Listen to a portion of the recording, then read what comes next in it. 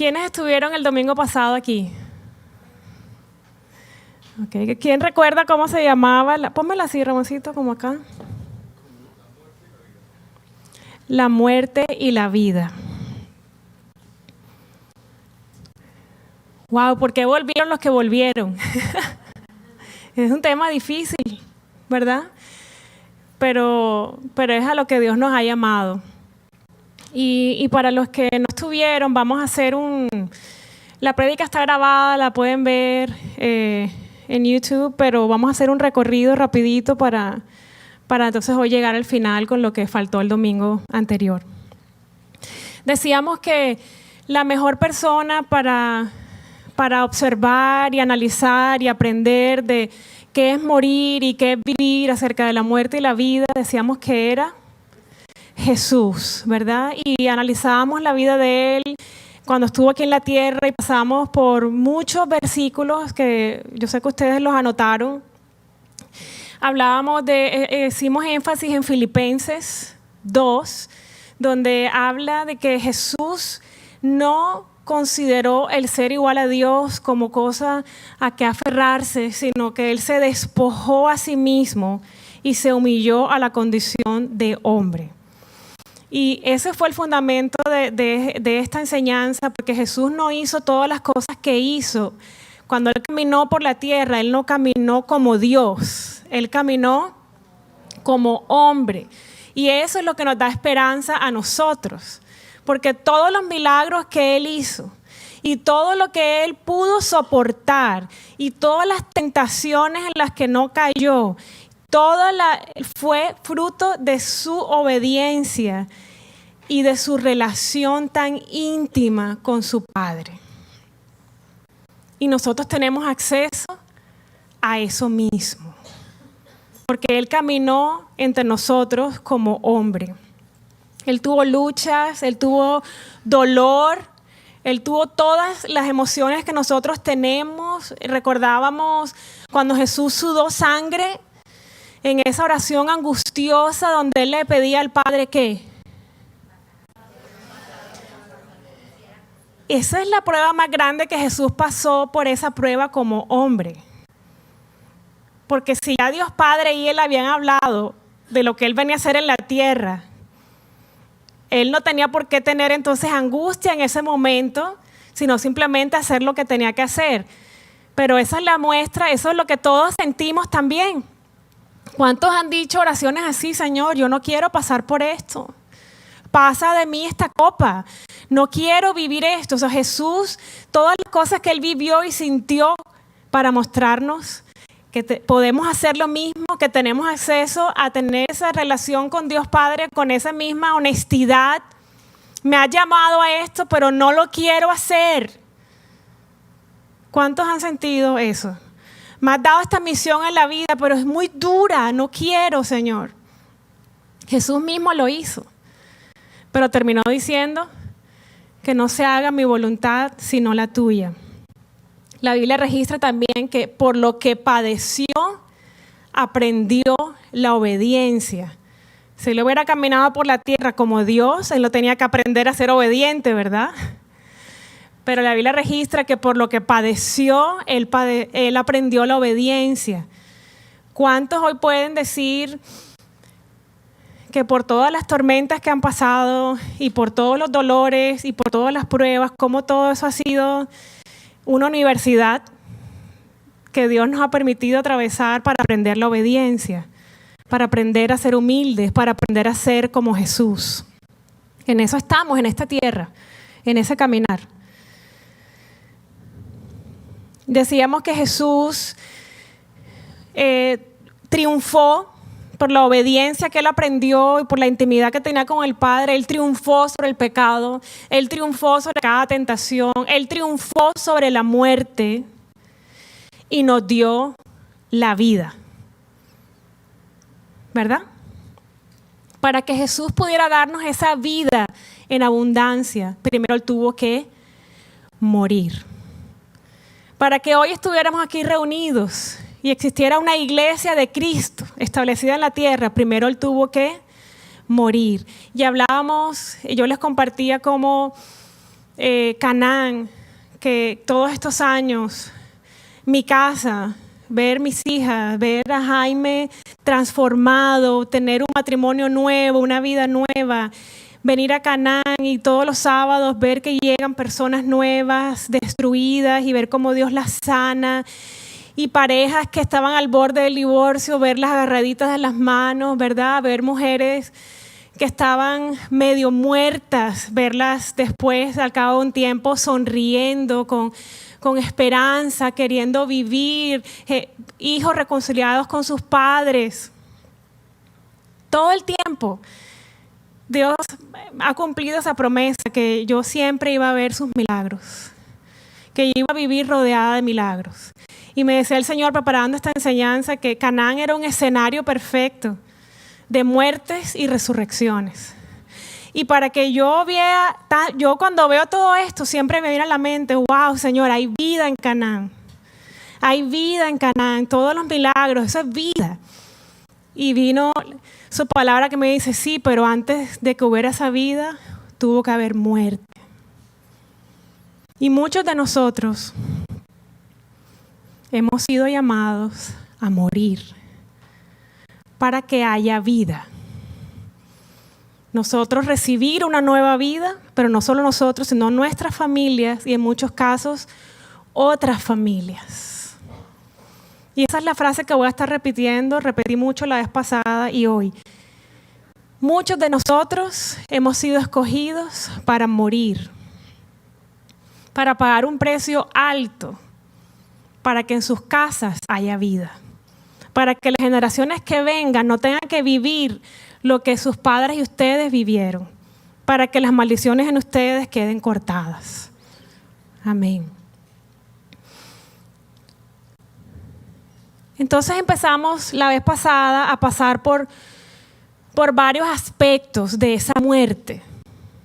Tengo que morir, pero ¿morir a qué? ¿Qué es morir? Y muchos de nosotros al tema de morir, o si nos hablan de morir, no suena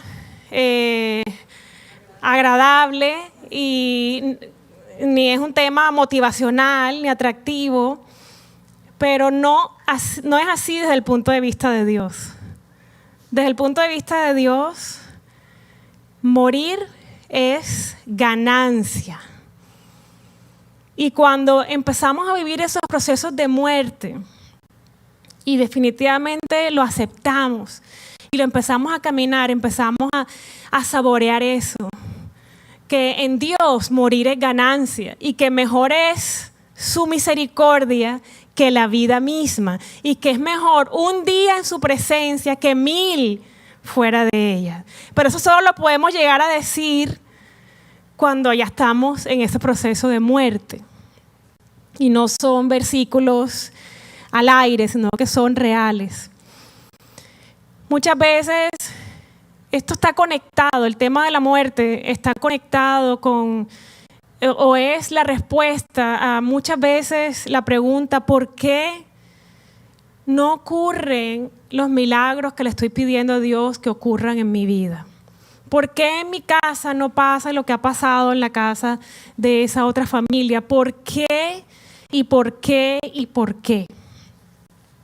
Y muchas veces Dios no tiene hijos favoritos, pero Dios nos llama a todos a morir para que entonces haya vida. Es decir, las bendiciones, el amor de Dios, los milagros, es como si todo está contenido y establecido en el cielo para sus hijos. Pero tiene que haber muerte para que los cielos se abran y entre la vida, porque así mismo fue con Jesús, porque va a ser diferente con nosotros.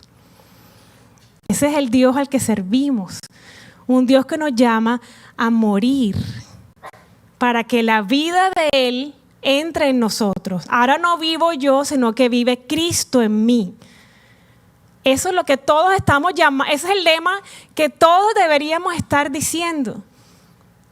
Ese es el lema de Pablo. Ese es el lema que todos deberíamos tener, morir para que Cristo viva. Entonces, solo hay una manera de que el cielo invada nuestras vidas. Solo hay una manera, que todo lo que está contenido allá baje. Solo hay una manera que el reino de Dios se establezca en nuestro corazón, que lo sobrenatural se vuelva natural en nosotros. Solo hay una manera, y es a la manera de Dios. Y la manera de Dios es que tenemos que morir.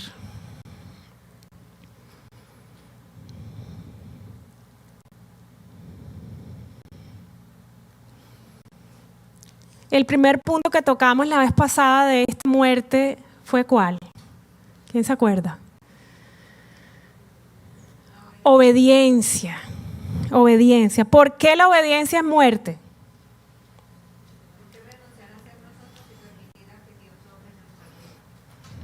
Porque es renunciar. La obediencia es muerte porque tengo que renunciar a mis planes, a mis estrategias. ¿A qué más? A mis derechos, a mi voluntad, a mi orgullo, a la queja, hacer las cosas a mi manera, cuando yo quiero, como yo quiero. Una persona que vive en obediencia a Dios no toma decisiones por sí misma, sino que escucha y obedece. Es decir, muero a las emociones, muero a mi inteligencia, porque a veces nos creemos más inteligentes que Dios. ¿Quién ha hecho esa maravilla de ponerse a pelear con Dios? Yo lo hice por mucho tiempo. Esa pelea no la gana nadie. Y queremos decirle a Dios cómo hacer las cosas y por qué no hizo así, por qué no hizo asado. Pero eso es porque aún no hemos muerto. Cuando no estamos en esas discusiones con Dios es porque no hemos muerto. Estamos todavía pataleando. El que muere ya no pelea con Dios. Eso es parte de la historia. Escucha y obedece a los propósitos de Dios. Muere a sus propios propósitos para que el propósito de Dios se cumpla. La persona obediente tiene que morir a su egoísmo.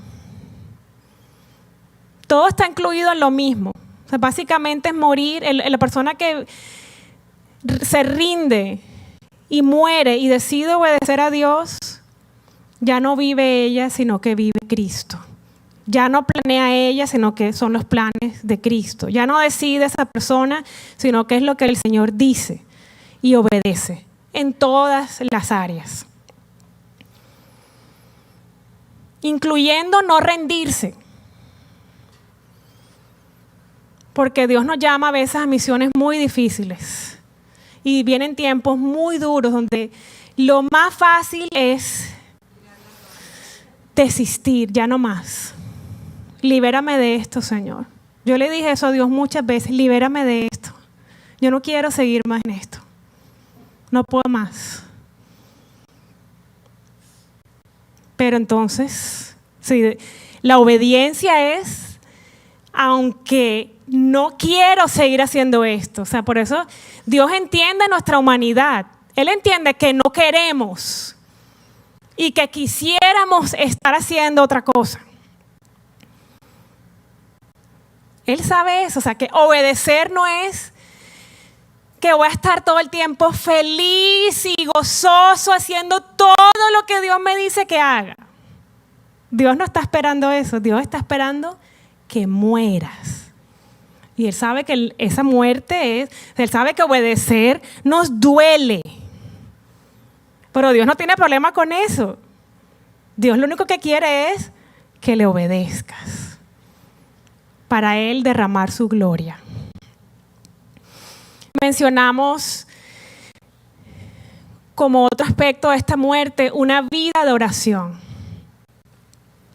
No tiempos religiosos, leyendo devocionales y haciendo cositas y leyendo la Biblia por leerla o por cumplir, por hacer check, ya oré. No, una vida de oración.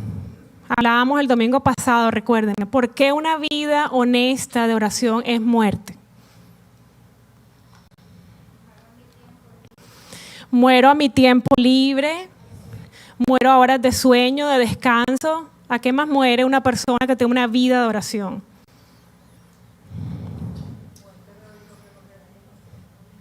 Muerte a tener que exponerme a oír lo que no quiero oír. Es mejor no orar porque entonces Dios me va a decir lo que no quiero oír. Entonces mejor juego a leer la Biblia. A ver qué me quieres decir hoy, Señor. Entonces buscamos que nos salga un salmo bonito. Ay, qué rico, y ya. Eso no es una vida de oración. Es precisamente exponerse, sí, a su amor, a su gracia, pero dentro de su amor y su gracia, escuchar su corrección, instrucciones, y a veces, muchas veces, lo que no queremos oír. Y eso es muerte. Si además le hemos agregado la obediencia, ¿no? Entonces es más muerte. Estar orando es morir a resolver las cosas a mi manera, porque el que ha decidido orar para recibir una estrategia de Dios, estamos entendiendo que ya ha muerto a sus propias estrategias. Mencionábamos el ayuno como muerte también, como un aspecto de esa muerte a la que Dios nos llama, y que el ayuno era morir a deseos, caprichos, ¿qué más? Antojos, indiferencia. Recuerdan que decíamos cómo el ayuno Dios lo usa para conectarnos con Él, con su dolor, con compasión hacia lo que Él quiere que tengamos compasión y estemos enfocados. Mencionamos también la guerra, que la guerra también es parte de esta muerte, porque para ganar la guerra hay que morir. Decíamos, ¿recuerdan el versículo que leímos? Someteos a Dios, paso 1. Después viene lo otro. O sea, pero lo primero es morir. Santiago 4:7. Someteos pues a Dios. Resistid al diablo y él huirá. Pero para ganar la guerra antes hemos tenido que morir. Y el enemigo sabe eso. El enemigo se ríe de los conocimientos que tenemos, de tanta Biblia que sabemos, de las cosas que hablamos y de lo que decimos. No tiene ninguna relevancia ni impacto en el mundo de las tinieblas. Pero Satanás sí tiembla ante un hijo que está en obediencia. Porque él sabe que solo los hijos que están en obediencia tienen todo el respaldo de los cielos y la guerra ganada. En el mundo espiritual eso se conoce muy bien. El quinto aspecto de la muerte, hablábamos que era amar.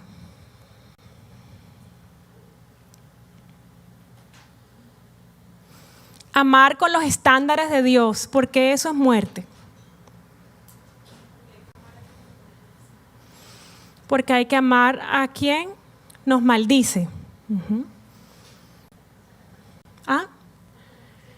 A los que nos hacen daño. Yo recuerdo en los tiempos del tsunami y de la destrucción de mi familia y de mi vida, cuando Dios me llamaba a seguir amando a Jaime, a bendecirlo, a orar por él, a perdonarlo. Y me decía, muchas veces me has pedido que quieres aprender a amar como yo amo. Esta es tu oportunidad. Amar al que te odia, amar al que te rechaza, amar al que te escupe en la cara, amar al que te quiere ver destruido y se ha propuesto destruirte, seguir amando a esa persona, al que te da la espalda. Esa es la oportunidad perfecta de aprender a amar como Dios nos ama. Al que nos traiciona, porque eso hemos hecho nosotros con Dios. Escupirlo en la cara, blasfemar contra Él, traicionarlo, abandonarlo, ser infieles, malagradecidos. Ese es el estándar de amor de Dios. No es amar a los que me caen bien, a los que me aman a mí. Eso es fácil. La Biblia dice que aún cualquiera, aunque no conozca a Dios, ama a los que le aman.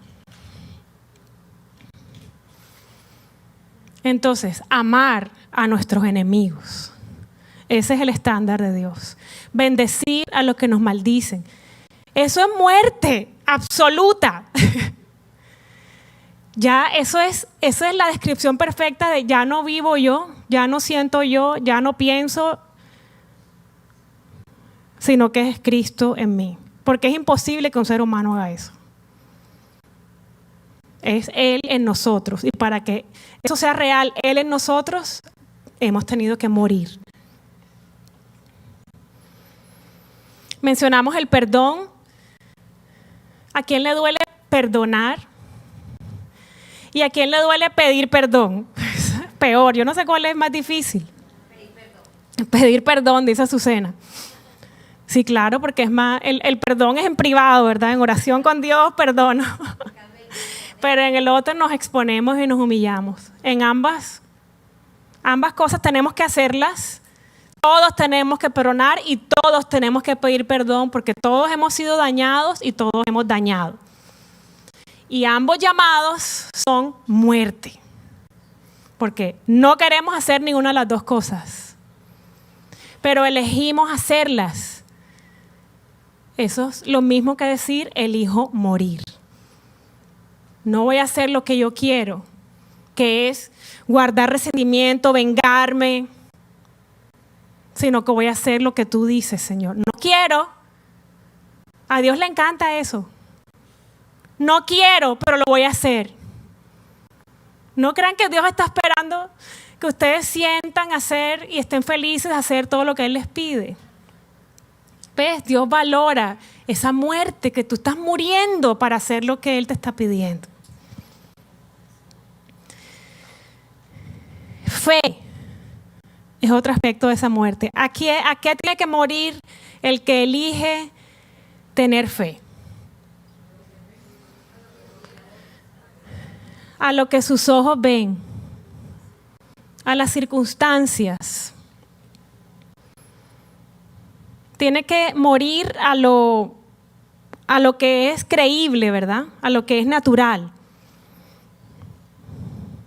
Tiene que morir a solamente aceptar lo que puede entender o a lo que tenga explicación. Tiene que morir a eso, a lo que es lógico. No puede, el que elige, ok, voy a ser un hombre de fe, voy a ser una mujer de fe, tiene que morir a sus razones, a su intelecto, a lo que tiene explicación, a lo que puede ser. No puede pensar. Hay que morir a esa cadena de pensamientos que nos gritan tantas cosas. El que elige creer en lo que no se ve y esperar a lo que Dios ha dicho y creer lo que es increíble y que Dios va a hacer lo imposible, el que elige eso tiene que morir.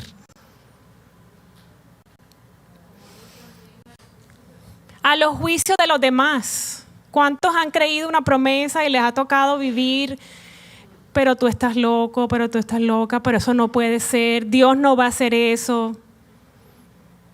Y tiene uno que volverse sordo. Sordo a lo que los demás dicen, sordo a mi mayor enemigo ha sido mi propia mente. A veces es fácil no escuchar a nadie, eso yo sé, no es que sea fácil, pero es más fácil callar las voces de las personas que...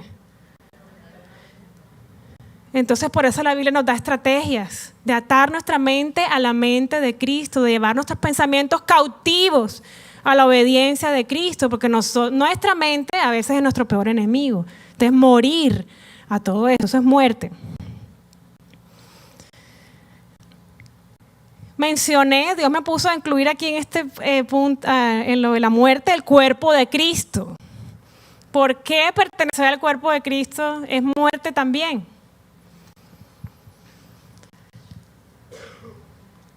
¿A qué tenemos que morir si pertenecemos al cuerpo de Cristo? A la independencia,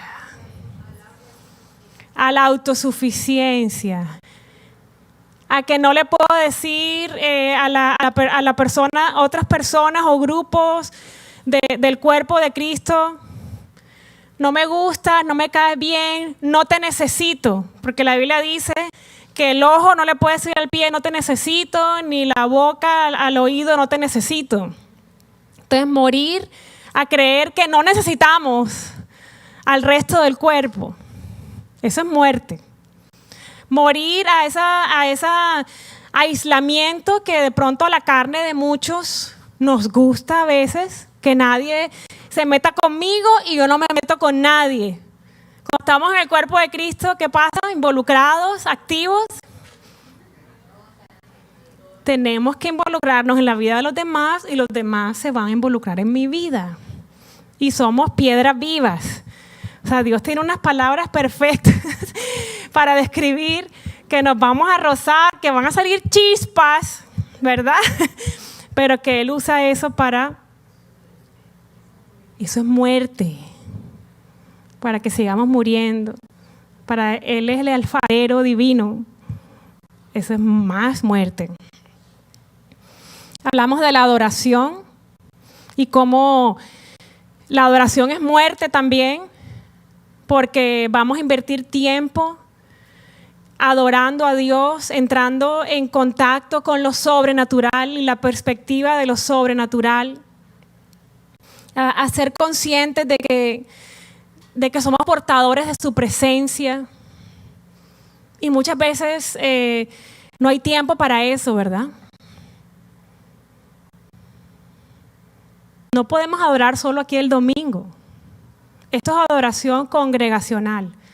Estamos llamados a adorarlo todos los días. Y eso es muerte. ¿A qué? A tiempo, a horas de sueño, a hacer otras cosas que quisiéramos estar haciendo, pero morimos para invertir un tiempo en adoración. Y estamos llamados a una vida de adoración. Que nuestra vida sea adoración para Dios. Eso es lo mismo que morir. Eso es lo mismo que eso va unido con todos los puntos que he mencionado. Porque estamos llamados entonces a obedecerlo, a creer lo imposible. Mencionamos el enfoque. El enfoque en Dios nos lleva a morir a nuestro propio enfoque, ¿verdad? A las distracciones, a lo que mis ojos ven. Hablábamos de que es muy fácil para nosotros enfocarnos en la tormenta, en lo que está pasando. Y cuando Dios nos llama a que nos enfoquemos en Él, dice, puestos mis ojos en Jesús, el autor y consumador de la fe. Eso es morir. Las cosas están pasando, no es entrar en negación, pero no es lo mismo estar enfocado en lo que está pasando que enfocado en Él. Entonces, este enfoque también lleva a morir. El siguiente punto es la palabra de Dios. La palabra de Dios nos va a llevar a morir. Porque la palabra de Dios nos habla de que busquemos su reino y su justicia. Entonces tú llegas a tu tiempo de oración, aparté un tiempo con Dios y muchas veces nuestra tendencia humana queremos hablar con Dios ¿de qué? De lo que nosotros queremos hablar con Dios, ¿verdad? Y queremos pedirle ¿qué? Lo que nosotros queremos. Pero si realmente nos enfocáramos en lo que la Biblia dice, la palabra de Dios es la traducción del cielo, de un Dios de un Dios sobrenatural puesto en palabras naturales. Entonces, esta palabra, por ejemplo, nos habla de que si lo buscamos a Él y su reino y su justicia, todo lo demás, dicho de otra manera, toda esa lista que tienes ahí de que me quieres pedir, todo eso va a venir como añadidura si me buscas a mí primero. La Biblia dice que la palabra de Dios es viva y eficaz y es más cortante que toda espada de dos filos y penetra hasta partir el alma y el espíritu, las coyunturas y los tuétanos y discierne los pensamientos y las intenciones del corazón. Díganme si eso no es muerte. O sea, que tú tienes unos pensamientos, unas intenciones en tu corazón y te expones a la Biblia y Dios te los muestra. O sea, que te crees muy bueno, muy buena, o que estás orando por esto y aquello, y Dios te dice, estás con la motivación incorrecta, estás en pecado en tal área, estás en tiniebla, de eso no queremos hablar. Vamos a hablar de que no has perdonado a fulanito, vamos a hablar de esto, no has muerto en esto. Entonces vienes con un tema con Dios y sale la espada y te divide en dos. Eso es muerte. Y ya. Sobre todo cuando la lees con un espíritu dispuesto. Hay gente que manipula la Biblia. Ayer conocí una persona que el esposo se quiere divorciar de ella rápido, porque está con otra y no quiere estar en adulterio. Porque la Biblia dice que entonces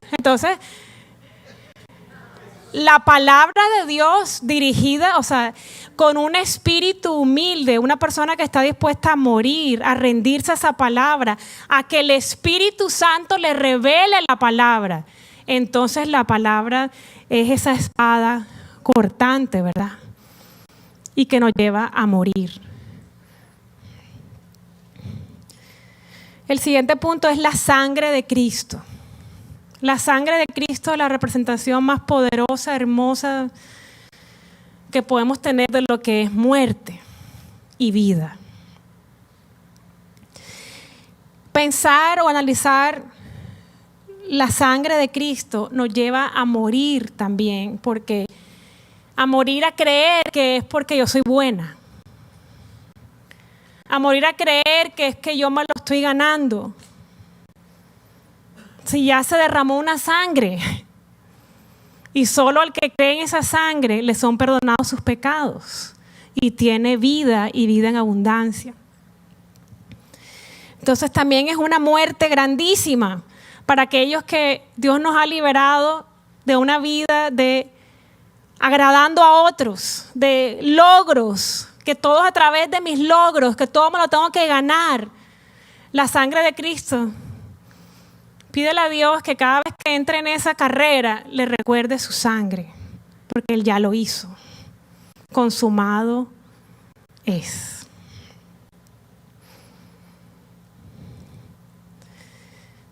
En Apocalipsis 7, 13, 17 hay una palabra que habla de ustedes y de mí. Y quiero que cierren sus ojos y yo se la voy a leer. Cierren sus ojitos.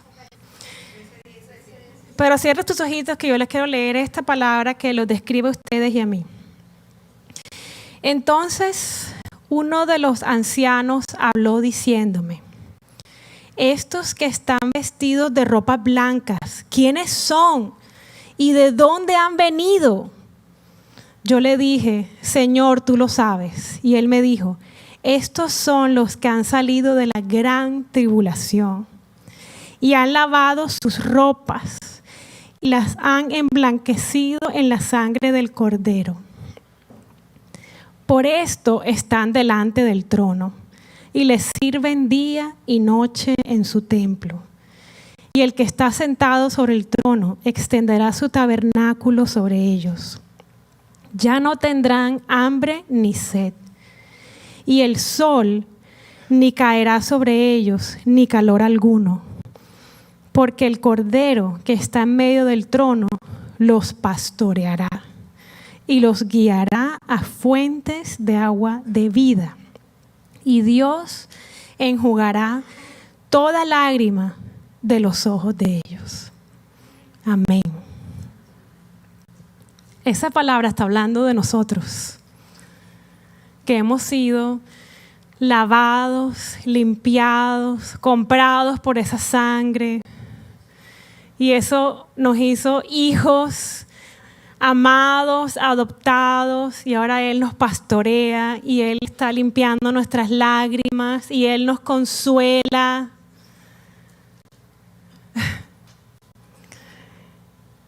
Eso es lo que la sangre del Cordero compró para nosotros.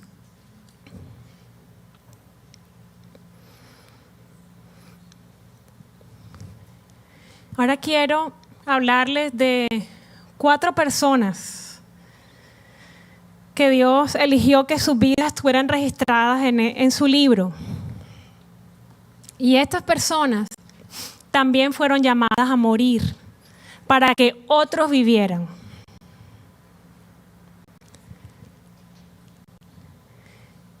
primero voy a mencionar a Daniel y sus amigos.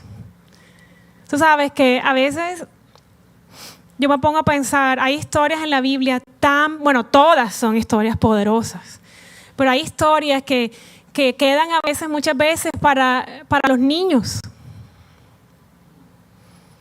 Pero son para nosotros también. Y yo les animo, yo voy a pasar muy rápido por estas historias, que dejarles de tarea, dejarles el reto que ustedes estudien las historias de estas personas. Las lean los libros de la vida de ellos.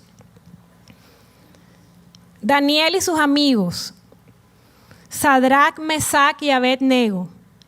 ¿Habían escuchado esos nombres? Sadrac, Mesac y Abed-nego.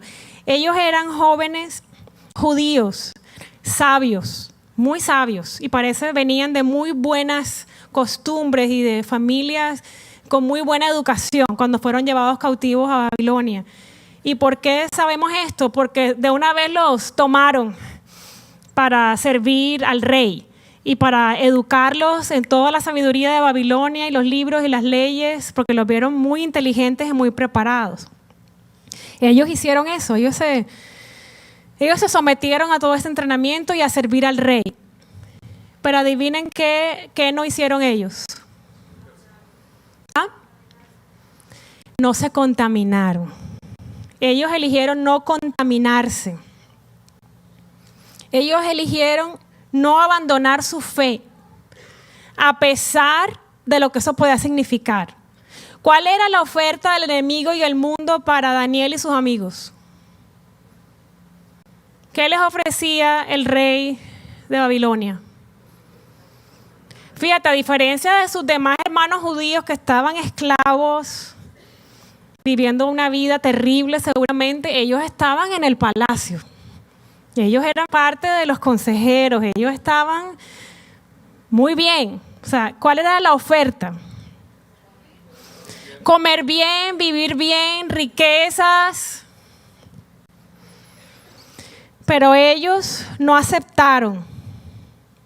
No solamente no aceptaron contaminarse con la comida del rey, que significaba muchas cosas para ellos, lean el libro, sino que ellos tampoco aceptaron adorar ni postrarse a la imagen del rey.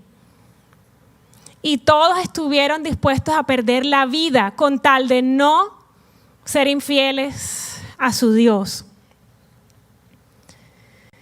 Y esta es una historia, la historia de ellos. Hay ayuno, hay oración, hay adoración y hay obediencia.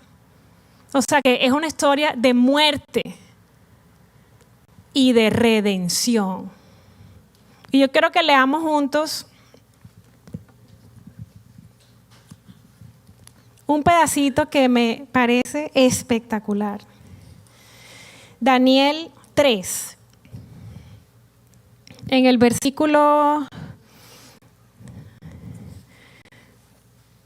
en la mitad del 15 voy a empezar a leer. Ahí estaba Nabucodonosor diciéndole, se tienen que postrar ante la imagen que hice porque, les dice, porque si no la adoráis, en la misma hora seréis echados en medio de un horno de fuego ardiendo. ¿Y qué Dios será aquel que os libre de mis manos? Eso dijo Nabucodonosor. Sadrac, Mesac y Abed-nego respondieron al rey diciendo, imagínense esto, o sea, estaban convencidos de quién estaba con ellos. Le han dicho, no es necesario que te respondamos sobre este asunto. Ni siquiera te vamos a dar explicaciones. He aquí nuestro Dios a quien servimos puede liberarnos del horno de fuego ardiendo y de tu mano, oh rey, nos librará. Pero miren el 18. Y si no,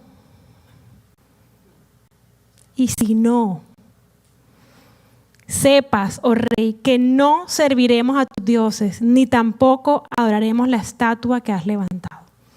O sea, prefiero morir. No solo a las riquezas y al buen puesto que tengo en el palacio, sino prefiero no seguir viviendo. Y en este caso era literal. Antes que adorarte a ti. antes que ser infiel a mi Dios. Lea el resto es maravilloso. Nabucodonosor terminó diciendo esto. Por lo tanto, decreto que todo pueblo, nación o lengua que dijere blasfemia contra el Dios de Sadrach, Mesach y Abednego sea descuartizado y su casa convertida en muladar, por cuanto no hay Dios que pueda librar como este. O sea, hasta Nabucodonosor terminó honrando al Dios de Daniel, de Sadrach, Mesach y Abednego. Lean esa historia. Ruth y Noemí. Lean el libro de Ruth. Es una vida también donde hay ayuno, donde hay oración, donde hay obediencia, donde hay muerte y por lo tanto hay redención.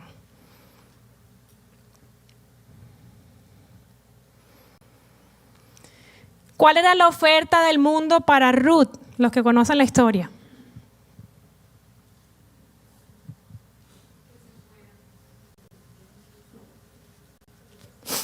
Ella había quedado viuda y estaba la suegra viuda y ella viuda y había otra nuera viuda. Y Noemí les dice: váyanse para sus pueblos, váyanse a sus padres, devuélvanse a sus tierras. Y una se fue, pero Ruth le dijo: no me pidas que te deje ni que me aleje de ti. Donde quiera que tú vayas, yo iré. Tu pueblo será mi pueblo y tu Dios será mi Dios. Parecía que Noemí le había estado hablando del Señor a Ruth, ¿verdad? Y Ruth siguió al Dios de Noemí. Ella murió a lo que es fácil, ¿no? Ella era una mujer joven. Entonces ella murió a casarse rapidito, a tener hijos, a tener comida. Ellas no tenían comida. Estaban en la pobreza absoluta. Ella murió a las soluciones microondas y se fue detrás del Dios de Noemí. Y Dios la honró de tal manera que Ruth está en el linaje de Jesús. Ella terminó siendo la bisabuela del rey David. Y era una mujer que venía de otras tierras y sus padres servían a otros dioses. Pero ella eligió morir a todo eso para ser fiel al Dios que le presentó Noemí. O sea, por obedecer la guía de Dios, sus peores circunstancias fueron el material mismo que Dios usó para glorificarse. Eso hace Dios con nosotros. Si le obedecemos, si morimos, nuestras peores circunstancias, eso mismo Dios va a usar para glorificarse. Esther.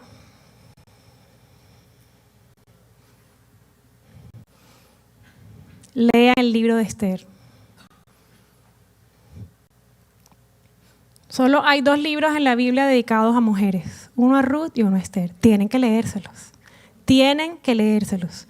Esther, oferta del mundo y el enemigo para Esther, ¿cuál era? Ella también, una niña judía, huérfana, que terminó siendo la reina. Obedecer a Dios le implicaba poner en riesgo todo lo que tenía. La corona, las riquezas, el poder, la posición y la vida misma. Entonces, la oferta del mundo era: cuida tu posición, no quieres perder todos los privilegios que tienes de ser reina, no quieres perder las riquezas, no quieres perder el poder que tienes que obedecer las leyes y tienes que obedecer al rey y no puedes presentarte ante el rey sin antes haber sido llamada porque te pueden matar. O no te pueden matar, te van a matar.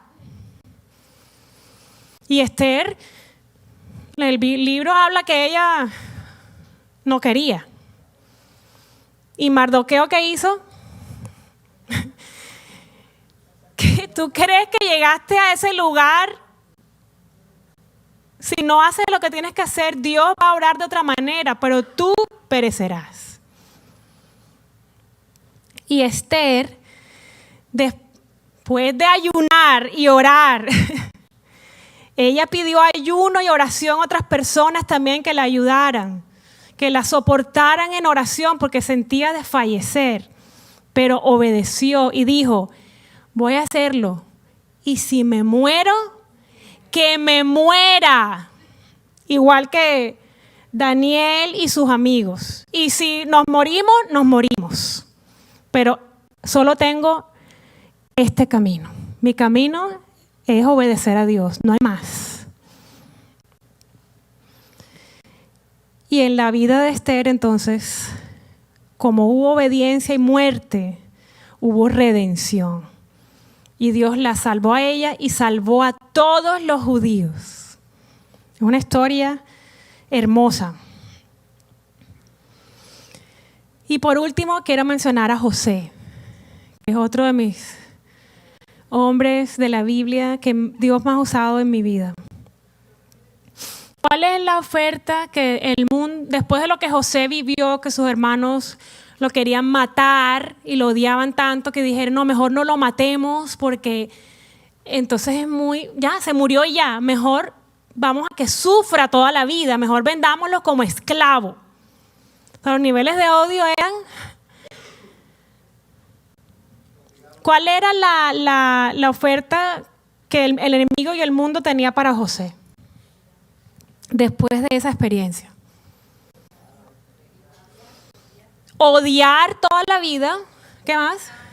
Vengarse apenas tuviera la oportunidad. Tirarse, que Dios ni que nada, tú permitiste esto en mi vida, te doy la espalda y me voy al mundo, a los placeres. Y era un hombre muy inteligente, rápidamente ya era el ayudante en la cárcel, después el del faraón, el faraón le entregó todo para que lo administrara. Pero él eligió morir. ¿Cómo murió José? Aunque seguramente quería, nunca se alejó de Dios. Perdonó, porque si José hubiera sido un hombre amargado, que se hubiera dedicado a ser un amargado ahí tirado en la cárcel, jamás hubiera surgido, jamás Dios hubiera podido levantarlo de la manera que lo levantó. Él decidió morir. Su historia es una historia de perdón, de oración, de fidelidad, de huir del pecado. Él salió corriendo cuando la esposa del faraón lo sedujo. Salió corriendo del palacio. Es una historia donde vemos claramente cómo Dios usa el daño que otros nos hacen. Lo mismo que las otras historias que dije. O sea, las peores circunstancias, cómo Dios puede tornarlas en bendición. Ese es el Dios que tenemos. Pero hay que morir para eso. No podemos esperar que nos pase lo de José, ni lo de Ruth, ni lo de Esther, ni lo de Daniel y sus amigos, si no morimos. Esto sobrenatural que ellos vivieron vino a consecuencia de la muerte, que ellos eligieron morir. En Génesis 50, 19 y 20. Este es uno de los versículos míos favoritos de la Biblia. En este momento fue cuando los hermanos de José volvieron, se encontraron otra vez con José, lo vieron poderoso, era el segundo del faraón. José, o sea, esos hermanos podían estar descabezados con una palabra que José dijera. Pero ya él los había perdonado. Muchos años atrás, su corazón estaba limpio y listo para el milagro que Dios quería hacer.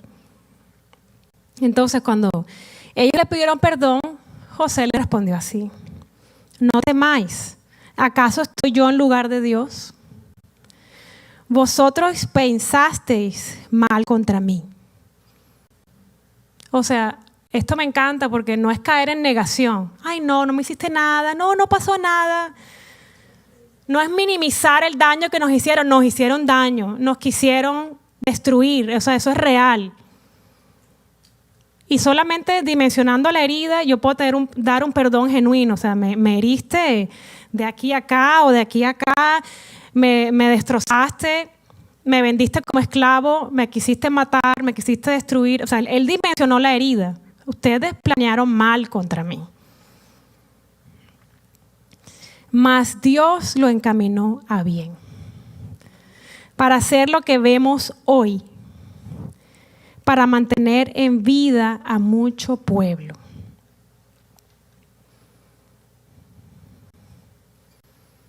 Yo le puedo decir eso a todos mis enemigos hoy.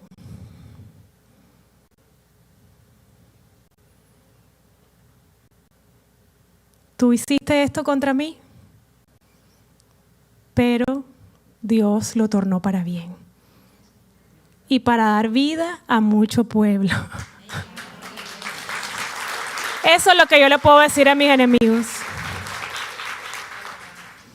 Pero hay muerte. Tuvo que haber muerte para que luego hubiera vida. La fe, la entrega y la obediencia abren los cielos sobre nosotros y sobre nuestras familias.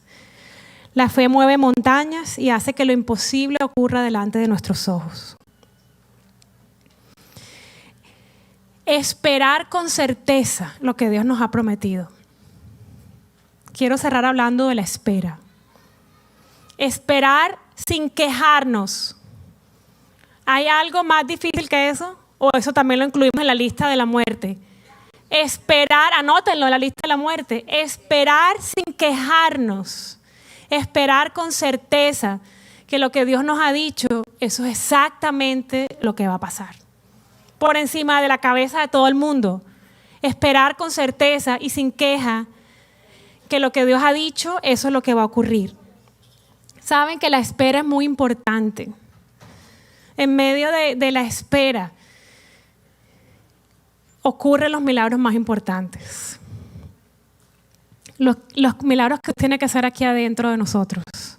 Yo recuerdo cuando yo me quejaba y lloraba y lloraba y me quejaba en medio de la espera. Y Dios me decía, yo te quiero llevar a que tú te goces conmigo en medio de la espera. Eso suena imposible, pero es posible cuando mueres. Cuando mueres, Dios hace ese milagro dentro de ti, que aún te gozas en medio de la espera, porque empiezas a discernir todo lo que Él está haciendo de ti en medio de la espera. La transformación del que va a ser receptor de un milagro muy grande ocurre en medio de la espera. Y Dios se garantiza con ese proceso de muerte en medio de la espera, que cuando venga esa gran misión, que cuando venga esa gran promesa, que cuando venga ese gran milagro, ya tú no tienes la corona. O sea que Dios se garantiza que no se te suba la corona a la cabeza, ni la posición a la cabeza, ni el liderazgo a la cabeza, ni las riquezas a la cabeza, que cuando vengan esas grandes cosas, ok, gloria a Dios, pero Dios se garantiza en medio de la espera. Lo que Dios hace es conquistar nuestro corazón y llevarnos a ese proceso de muerte donde ya no vivo yo, sino que vive Cristo. Y entonces somos recipientes fieles de su gloria, que no le vamos a robar la gloria. Y algo muy importante, y es que no vamos a recibir esos milagros, no van a ser ídolos. Esos grandes regalos, esas grandes promesas, esas riquezas, eso que tú estás pidiendo, esperando, esa restauración de un hijo, de un matrimonio, eso que tú estás esperando, cuando llegue, ya no va a ser un ídolo. Va a ser una añadidura. Porque ya tú, durante la espera, aprendiste a ser lleno. moriste y fuiste lleno, eres completo en Dios. Así que el amor de otros, el milagro aquel, el otro volvió, el otro se reconcilió, el otro se arrepintió, Dios me prosperó, Dios me dio esto. Tú lo recibes con gozo, pero ninguna de esas cosas compite con Dios que ya ha llenado y conquistado por completo tu corazón.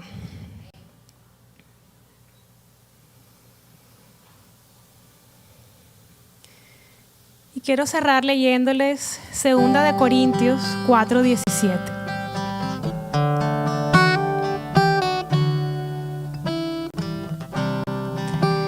Dice, porque esta leve tribulación momentánea, cuando uno está en medio de una prueba, de una tormenta, y le dicen que esto es una leve tribulación momentánea, no se siente así, ¿verdad? Pero realmente, desde el punto de vista de Dios y de la eternidad, es muy pequeño. Porque esta leve tribulación momentánea produce en nosotros un cada vez más excelente y eterno peso de gloria. No mirando nosotros las cosas que se ven, sino las que no se ven. Porque las cosas que se ven son temporales, pero las que no se ven son eternas. Vamos a decir este versículo juntos. 2 Corintios 4:17. Colóquense de pie.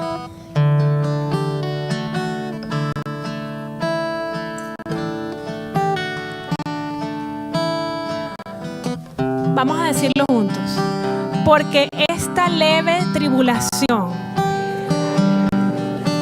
momentánea produce en mí un cada vez más excelente y eterno peso de gloria. No miro más las cosas que se ven, sino las que no se ven, porque las que se ven son temporales, pero las que no se ven son eternas. Padre, yo te quiero dar las gracias por esta familia, por este pedacito del cuerpo de Cristo donde tú nos has insertado, Señor, por esta comunidad. Gracias, Padre, por tu palabra. Gracias por llamarnos, Señor, a seguir muriendo, a seguir rindiéndonos, a seguir viendo las cosas como tú las ves desde tu perspectiva, Señor. Padre, cuando tú nos llamas a morir, es porque tienes un plan glorioso. Tienes un plan de bendición. Has planeado, Señor, llenarnos con tu vida y con tus bendiciones y hacerlo sobrenatural la norma en nuestra vida. Padre, yo te entrego a cada una de estas familias que están aquí representadas. Muchos están solos, muchos están acompañados por miembros de sus familias, pero todos representan una familia. Yo te entrego los esposos que no están aquí, las esposas que no están aquí, los hijos que no están aquí, los padres que no están aquí, los hermanos que no están aquí. Y tal vez, Señor, tú les has recordado a ellos a través de este mensaje que tú los has llamado a ellos a morir para que haya vida en sus casas, para que venga lo sobrenatural a invadir sus familias. Tú conoces nuestra humanidad, Señor. Tú conoces cómo nos duele morir, cómo nos duele obedecer, orar, escucharte, creer las cosas que nos dices, Señor. A veces tener fe duele tanto, tanto, porque lo que se ve con nuestros ojos es tan contrario, Señor, a lo que tú nos hablas. Padre, yo oro por cada uno de ellos. Yo te pido, Espíritu Santo de Dios, que en esta hora tú te pasees en medio de ellos. Paséate, Espíritu Santo, como una suave brisa sobre sus cabezas. Refresca sus cabezas, Señor, que a veces están cansadas de tanta turbulencia. Jesús ordena que la tormenta en sus mentes pare ahora.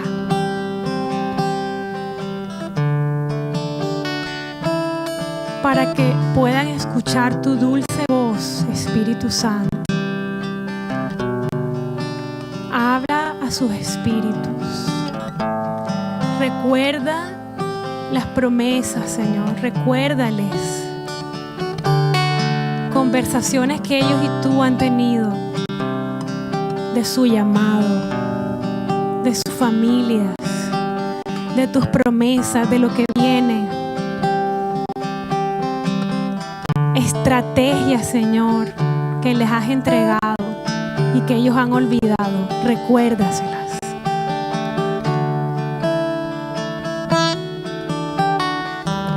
Los que sienten desfallecer, Señor, sopla, Espíritu de Dios, nuevas fuerzas en ellos ahora.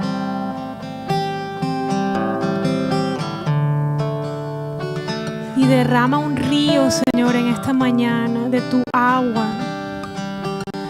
Invade este lugar con tu agua, Espíritu Santo, con tu río de amor. Lava los pies, Señor, de cada uno de nosotros. Lava nuestro corazón, Señor. Lava nuestro cuerpo, nuestra alma, nuestro espíritu con tu agua viva. Con tu agua, Señor, que nos refresca, que nos purifica, que nos levanta, que nos da vida, Señor, en medio de morir. Nosotros hoy, cada uno, Señor, toma la decisión de seguir muriendo, de seguir obedeciendo, y que tu río, Señor, y que tu soplo, Espíritu Santo,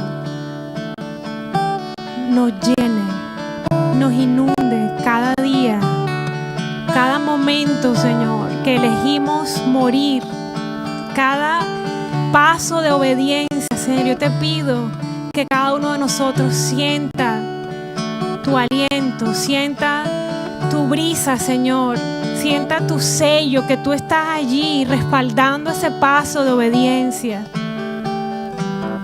y trayendo vida, Señor. Yo te pido que siga habiendo resurrecciones aquí en Canaán, Señor.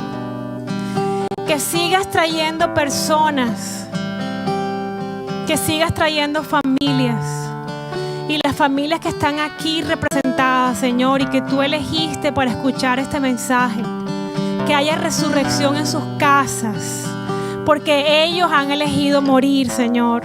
Respalda esta decisión de obediencia, de muerte, Señor, para que haya vida en sus casas, para que haya vida en sus matrimonios, para que haya vida en sus cuerpos, Señor. Los que están batallando con enfermedades, ellos o un ser amado, Señor, toca en este momento, Espíritu de Dios. Paséate, Espíritu Santo, y toca, Señor. Derrama tu aceite de sanidad sobre cada cuerpo que está enfermo, sobre cada órgano que está enfermo, Señor. Derrama tu aceite de sanidad. Tú haces lo imposible delante de nuestros ojos, Señor. Que haya sanidad física, que haya sanidad en el alma, Señor. Visita, Espíritu Santo, de manera especial la tormenta por la que tus hijos están pasando. y ordena que la tormenta cese, Señor. Habla, entrega instrucciones, entrega estrategias, entrega fe, entrega Espíritu Santo. Tú eres el Dios de los imposibles y tú repartes en medio de tus hijos como tú quieres. Y yo oro en esta mañana para que tú repartas sobre cada uno de ellos dones,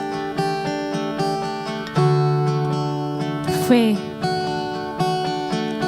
sanidades, fuerzas, vida, unción, capacitación de lo alto para caminar en novedades de vida. Valentía para ir a las guerras y ganarlas.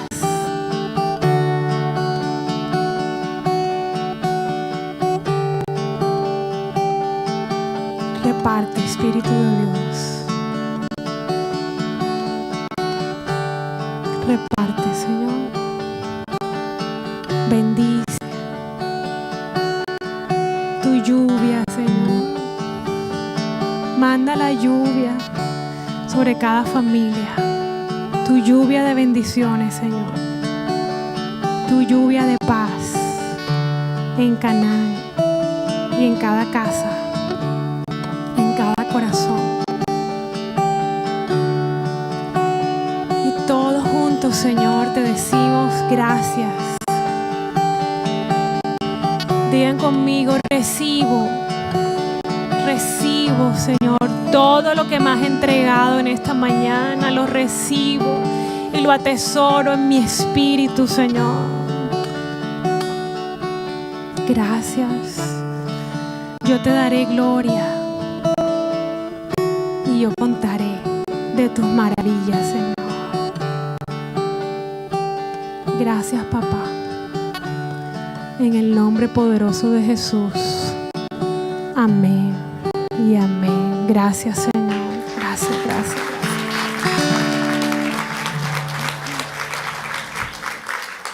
Dele un abrazo a la persona que está al lado y dile, prepárate para los milagros hermosos que vienen sobre ti. Prepárate porque las bendiciones van a ser muy grandes. No te quejes, sostente firme y deja que la vida de Dios te invada.